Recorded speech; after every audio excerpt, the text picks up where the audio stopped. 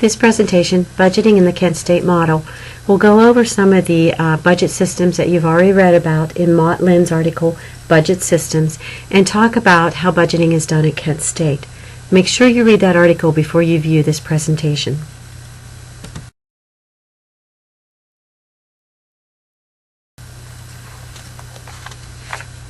As I said, I'm going to begin by reviewing some of what I think are the more important ones that is talked about in that article.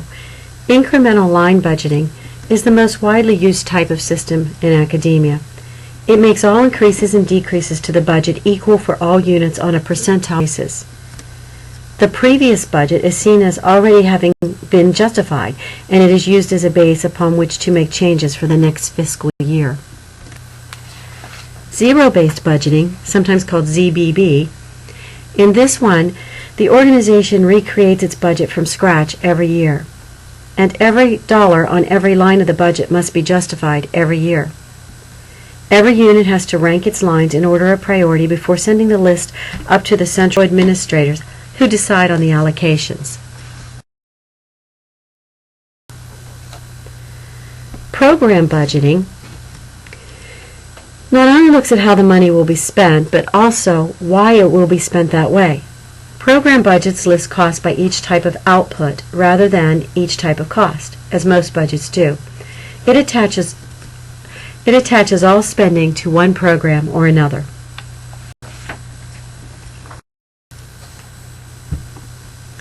The focus is on the various categories of outputs and on determining as closely as possible all of the costs, even indirect costs, which go into producing each one. Because this is like doing cost-benefit analysis, not just the costs, but also the outputs must be at least somewhat quantifiable.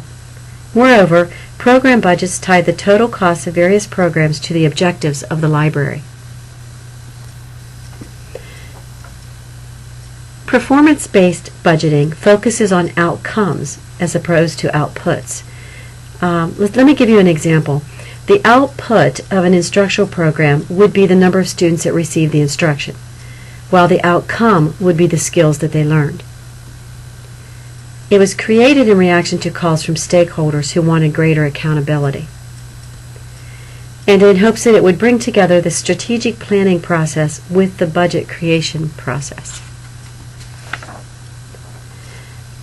It relates inputs, the funding, to activities and results, the outcomes or impacts. It is easy not only to track the cost of each library service, but also I'd like to focus a little more on this one, responsibility center management, because this is what is used at Kent State. Now, it's very tempting to say centered budgeting, and a lot of people I hear say that, but the correct term is responsibility center budgeting. It's also known as value-centered management and cost-center budgeting. And what it does, it attempts to make every unit more accountable by forcing it to manage its own expenses and revenues.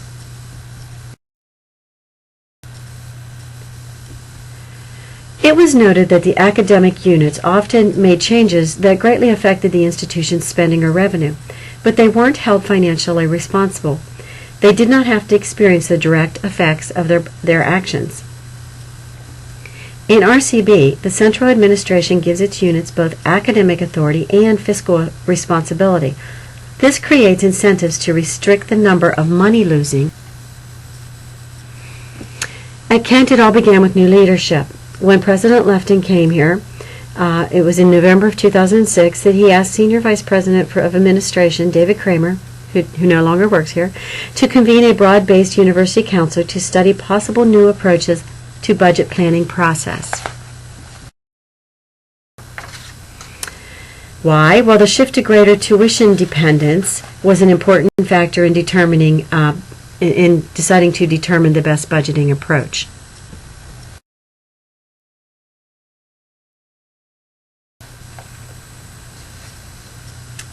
Let me tell you a little bit about this dependence on tuition. As I'm looking at the PowerPoint, the chart is not showing up. I hope it is on your screen. It does on the regular screen without sound, but if not, you're just going to have to imagine a pie chart that shows those percentages you see at the top. Back in 1980, the cost of sending a student through college was supported by the state at 62%. The student's tuition paid 31%, and other, that might be grants or donations of some sort, paid 6.7%. By 2006, when Lefton asked to have a different budget model, state support had dropped to 27.9%, and tuition was making up 60% of the cost of sending a student to school. Luckily, a little bit, the other went up with grants and other money. You can see that the state support and the tuition literally just flip-flopped, and we hit a Great Recession about 2008, and actually I just read an article that said state support across the board in the United States has dropped 28% since of what it was in 2008. So over the last 5 years it has even dropped. I've heard it said within Kent that state support equals about 20% these days. To reinforce that concept, here's another diagram. It comes from a 2016 publication called Public Research Universities, Understanding the Financial Model by the American Academy of Arts and Sciences. Of course, this slide here is from a 2012 publication. But by their calculation, a student in the 1970s paid for 33% of their own education, whereas a student today is paying over 50%. But regardless of what percentage we quote, the fact still remains that state support is a much smaller piece of the puzzle, and tuition and fees is a greater piece of the puzzle. And this has led not only Kent State, but many universities in the last 10 years to move to the RCM model.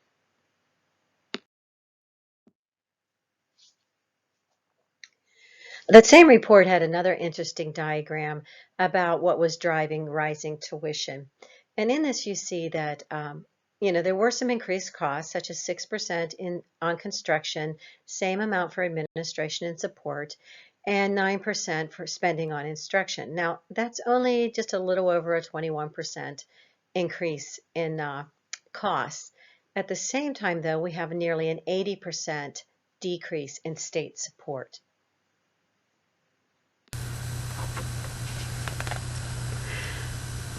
So why? Let's talk again a little bit more about tuition. There are state-mandated limits on tuition costs. Up until 2006, there was a pattern of about 6%.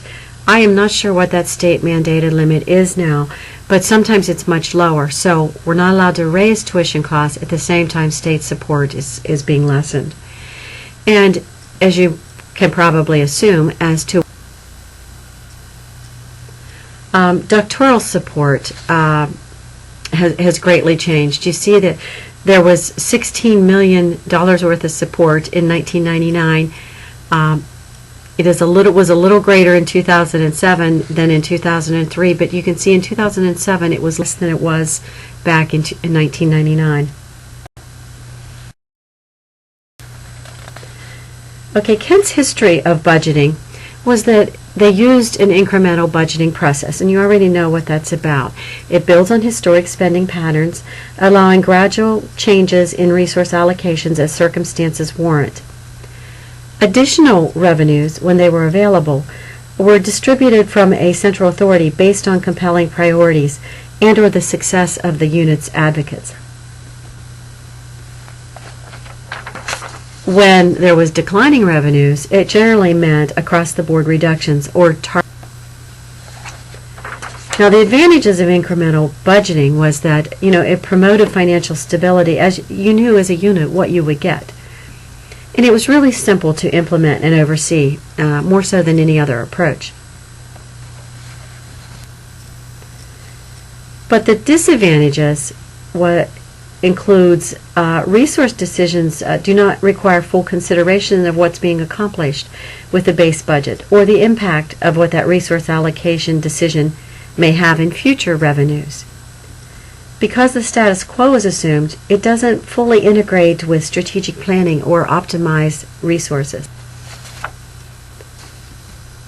It may lead to inadequate consultation and or understanding of the resource allocation decisions.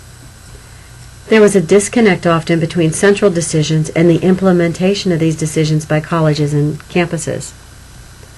In other words, academic program decision-making is decoupled from the financial responsibility.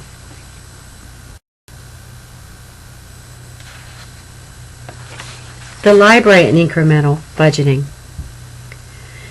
Well, historically what we saw was that almost all budgets stayed static. If you wanted more money, the dean or director would have to lobby with administrators, provost or a dean, for a percentage increase. Additional revenues were acquired by making budget proposals and hoping that you could sell that proposal to your chief administrator. And as I said before, declining revenues often were across-the-board cuts. The library is often seen as a black hole, money that goes into it, but no revenue comes out of it.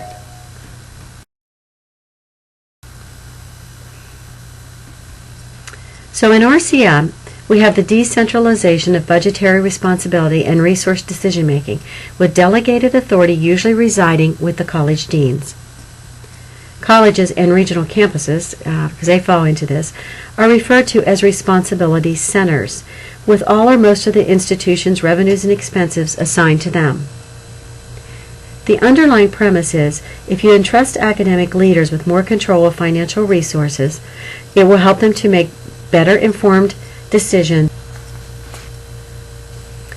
In RCM, each unit is accountable for operating on the money that it makes.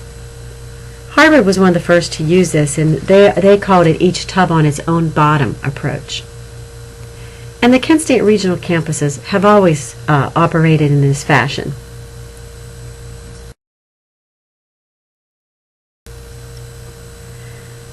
Advantages of RCM include: it can lead to better decision-making and improve university outcomes.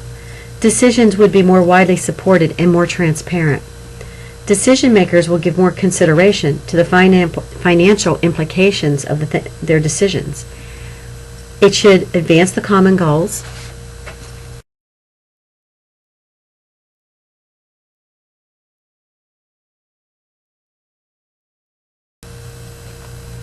Now, there are disadvantages.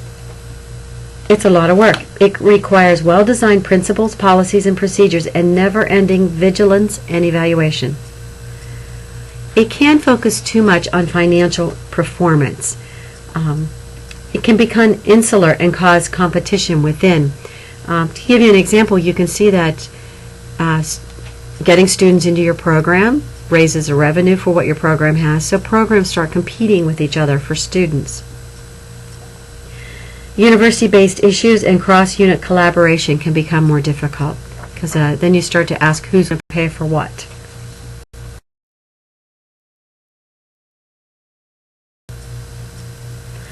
So what about the library and RCM?